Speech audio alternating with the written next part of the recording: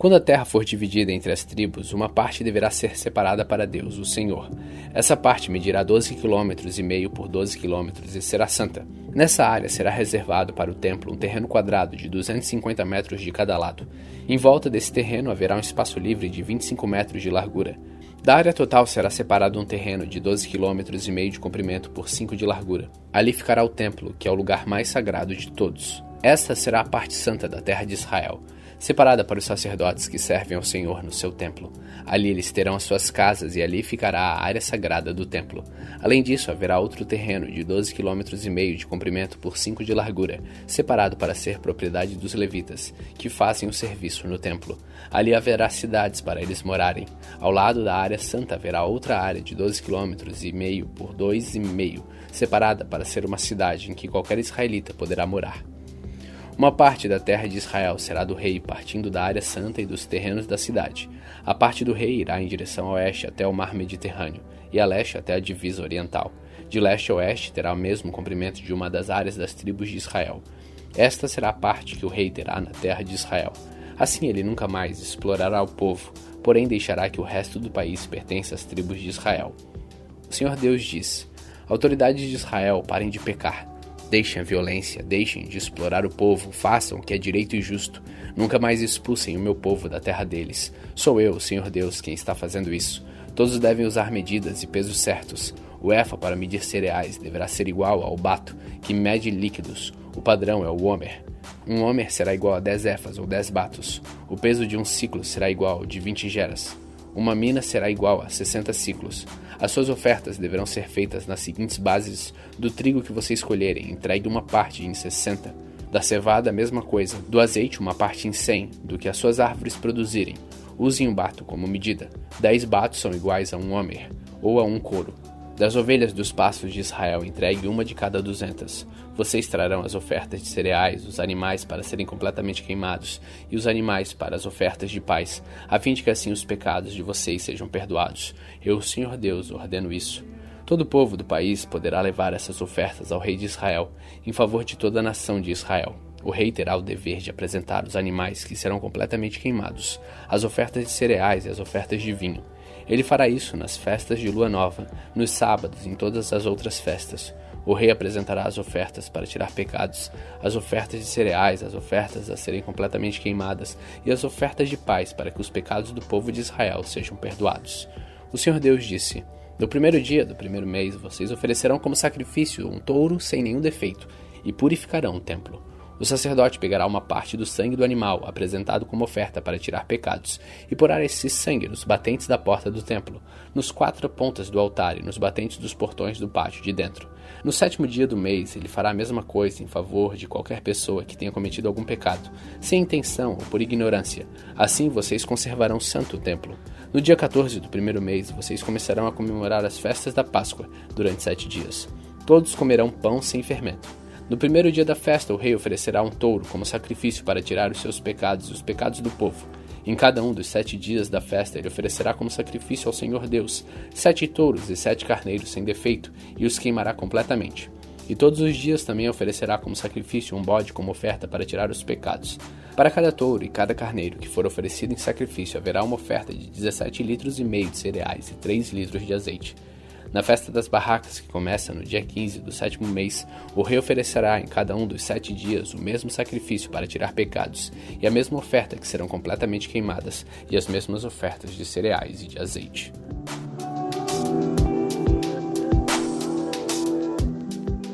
Ezequiel capítulo 46. O Senhor Deus diz: o portão do leste que dá para o pátio de dentro deverá ficar fechado nos 6 dias úteis, mas será aberto no sábado e na festa da lua nova. O rei irá do pátio de fora para o salão do portão e ficará ao lado do portão.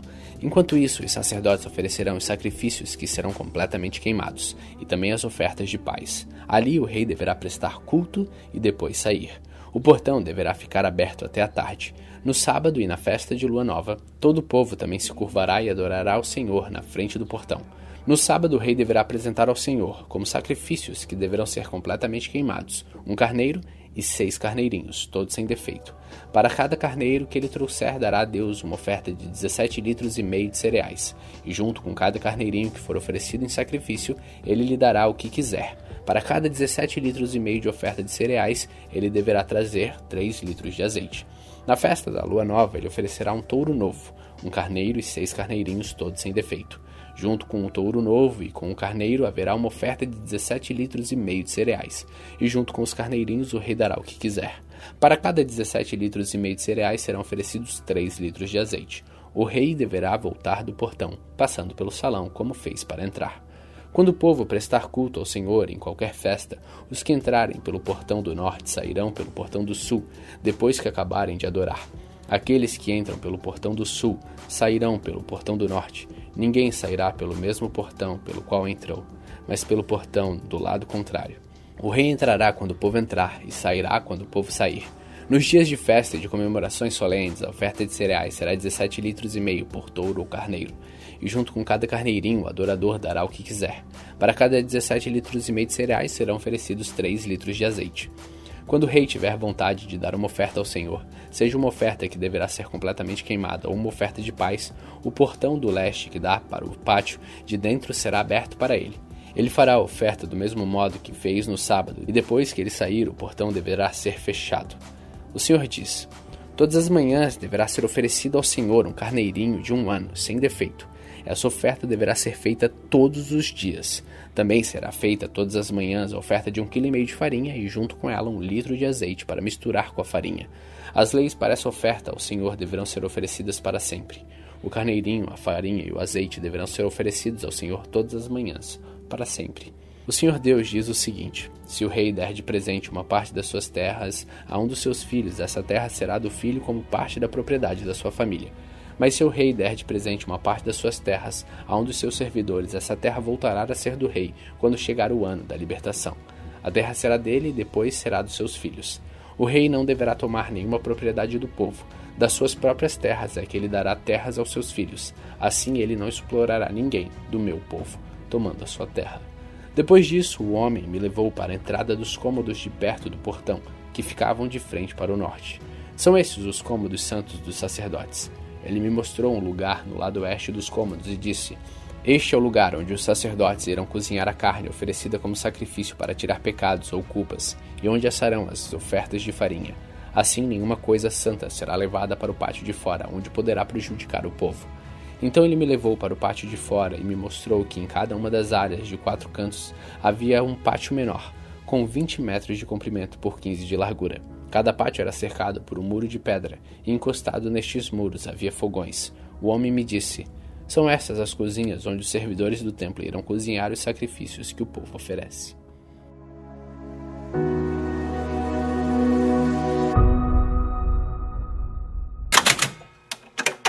Hebreus capítulo 1.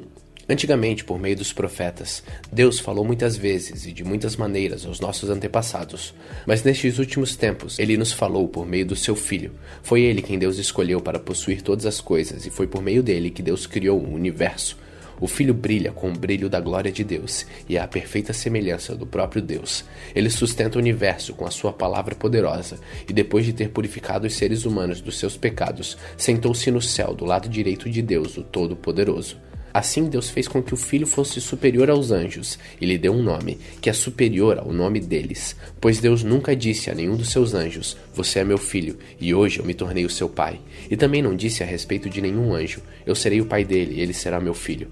Porém, quando Deus enviou ao mundo o seu primeiro filho, ele disse: que todos os anjos de Deus o adorem. A respeito dos anjos, Deus disse: Deus faz com que os seus anjos se tornem ventos e os seus servidores chamas de fogo. Mas a respeito do filho, ele disse: o teu reino, ó Deus, vai durar para todo sempre. Tu governarás o teu povo com justiça. Tu amas o bem e odeias o mal. Foi por isso que Deus, o teu Deus, te escolheu e te deu a alegria de receber uma honra muito maior do que a dos seus companheiros. E as Escrituras também dizem: tu, Senhor, no começo criaste a terra e com as suas próprias mãos fizestes o céu. A terra e o céu vão acabar, mas tu viverás para sempre. Eles ficarão velhos como roupa, e tu os dobrarás como se dobra um casaco, e serão trocados como se troca de roupa, mas tu és sempre o mesmo, e a tua vida não tem fim.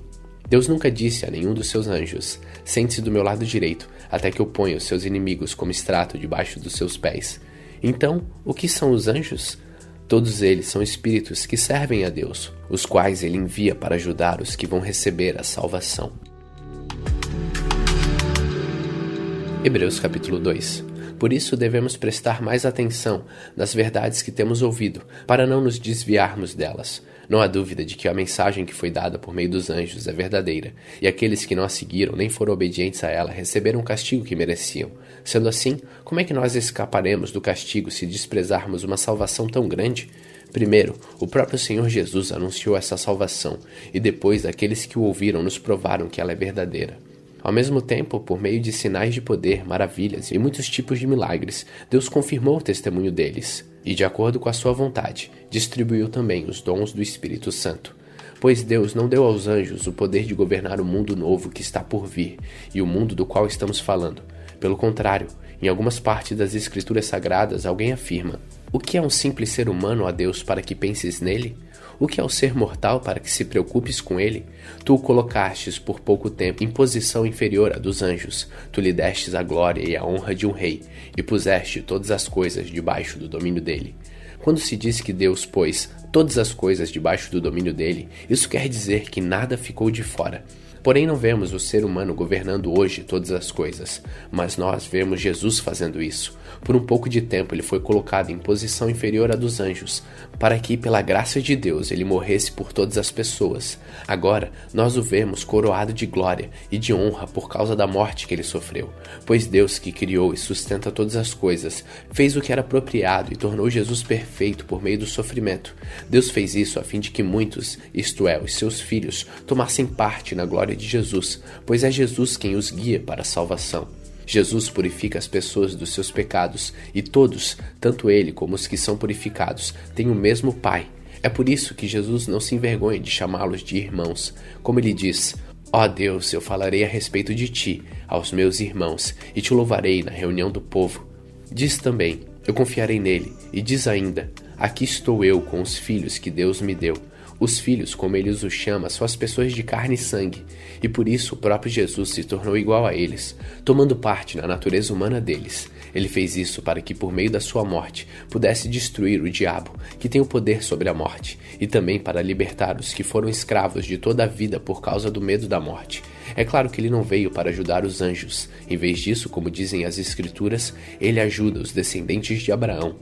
Isso quer dizer que foi preciso que Jesus se tornasse em tudo igual aos seus irmãos, a fim de ser o grande sacerdote deles, bondoso e fiel no seu serviço a Deus, para que os pecados do povo fossem perdoados. E agora, Jesus pode ajudar os que são tentados, pois ele mesmo foi tentado e sofreu.